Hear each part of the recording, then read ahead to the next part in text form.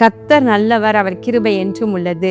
ஆண்டவராகிய இயேசு கிறிஸ்துவின் நாமத்தினாலே உங்கள் ஒவ்வொருவருக்கும் அன்பின் வாழ்த்துக்கள். இன்று ஏப்ரல் மாதம் 17ஆம் தேதி வெள்ளிக்கிழமை. பிரியமானவர்களே, இதோ இன்று நமது ஆசீர்வாத பெருவிழாவின் முதலாவது நாள். இந்த நாள் மாலை 6 மணிக்கு ஆசீர்வாத பெருவிழா கூட்டம் முதலாவது நாள் நடைபெற இருக்கின்றது. இது எங்கு நடக்குது என்பதை குறித்த விவரங்கள் எல்லாம் நீங்கள் அறிந்திருப்பீர்கள். இல்லை என்றால் இதோ ஸ்க்ரீனில் போடுறாங்க, இதை நீங்கள் பார்த்து கொள்ளுங்கள். பிரியமானவர்களே, நீங்கள் கட்டாயம் இந்த 3 நாட்கள் கூட்டத்திலும் 3 நாட்களும் கலந்து கொள்ளுங்கள். முதல் நாளில் விசேஷமான மகிமையோடு கூட கர்த்தர் நம்ம மத்தியில் இறங்குவார். 2வது நாளும் வித்தியாசமான மகிமையோடு இறங்குவார். 3வது நாளிலும் கூட பலமான அபிஷேகத்தோடு நம்ம மத்தியிலே பரிசுத்த ஆவியானவர் இறங்கி வருவார். எனவே இந்த 3 நாட்களும் நீங்கள் விடாத படிக்க நீங்கள் வந்து கலந்து கொள்ளுங்கள். இன்று நாம் தியானிக்கும் வசனம் சங்கீதம் 119:71. நான் உபத்திரவப்பட்டது எனக்கு நல்லது, அதனால் உமது பிரமாணங்களை கற்றுக்கொள்கிறேன். இங்கு சங்கீதக்காரன் சொல்லுகின்றார், நான் உபத்திரவப்பட்டது எனக்கு நல்லது.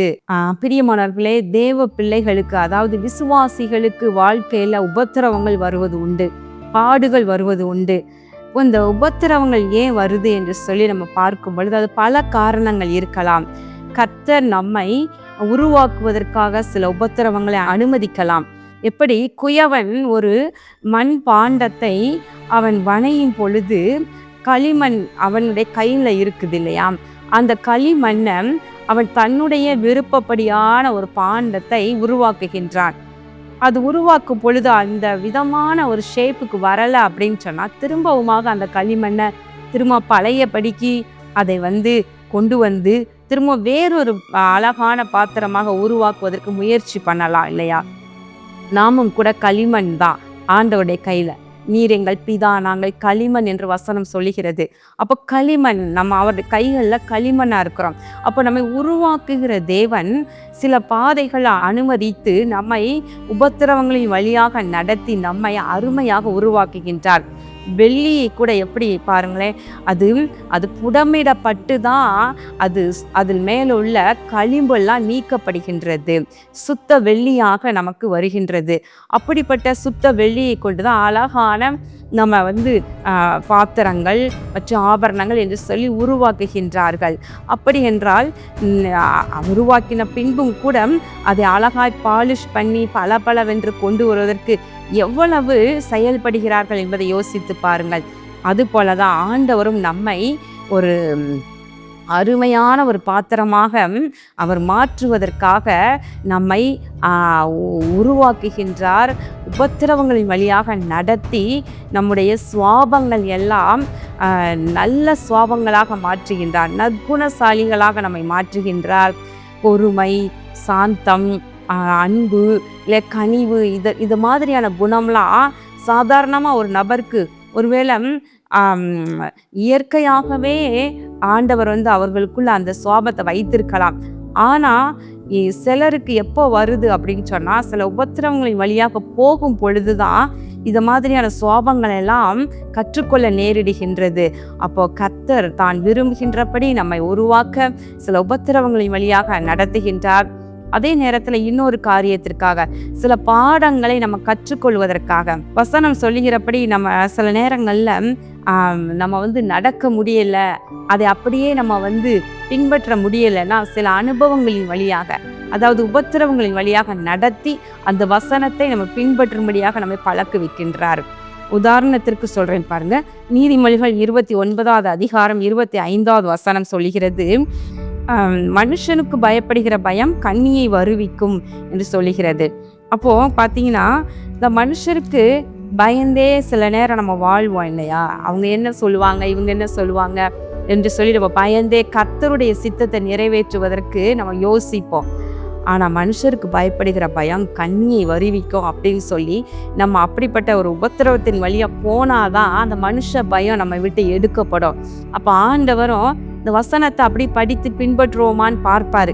நம்ம பின்பற்ற முடியலை, மனுஷருக்கு பயந்துட்டே இருக்கிறோம் அப்படின்னு சொன்னால், அப்போ இந்த மாதிரியான ஒரு சிக்கல்ல நம்ம மாட்டி இது எப்படிப்பட்ட கண்ணி என்பதனை புரிய வைத்து பின்பு அந்த பயத்தை நம்மிடமிருந்து எடுக்கிறார். அதான் உபத்திரவம்.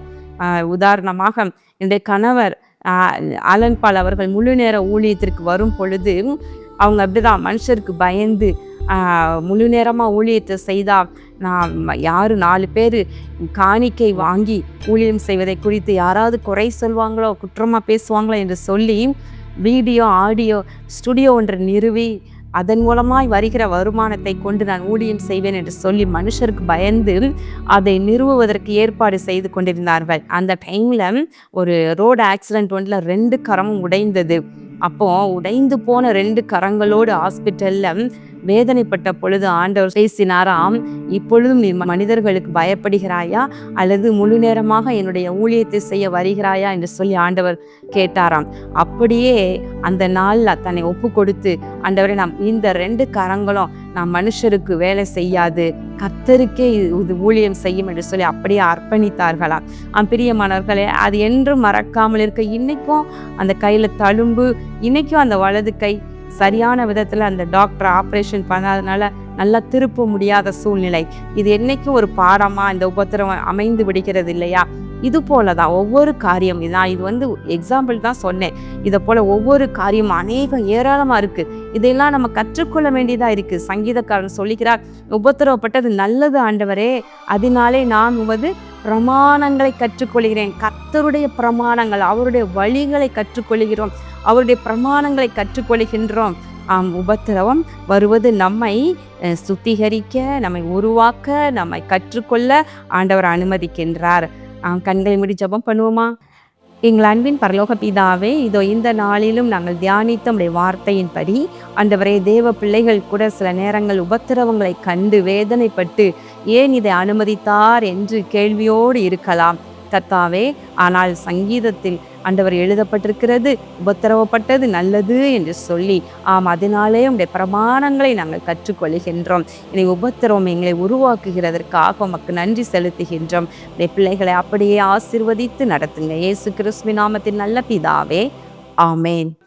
பிரியமானவர்களே, இன்று ஆசீர்வாத பெருவிழாவினுடைய முதல் நாள் கூட்டம் நிச்சயமாக சென்னையில் இருக்கிற தேவ பிள்ளைகள் நீங்கள் ஒவ்வொருவரும் நீங்கள் குடும்பமாக கலந்து கொள்ள ஆயத்தப்பட்டு கொண்டிருக்கிறீங்க என்று நான் விசுவாசிக்கின்றேன். கர்த்தர் நமக்கு பெரிய காரியங்களை செய்ய போகிறார். கர்த்தர் உங்களை ஆசீர்வதிப்பாராக. ஆமேன்.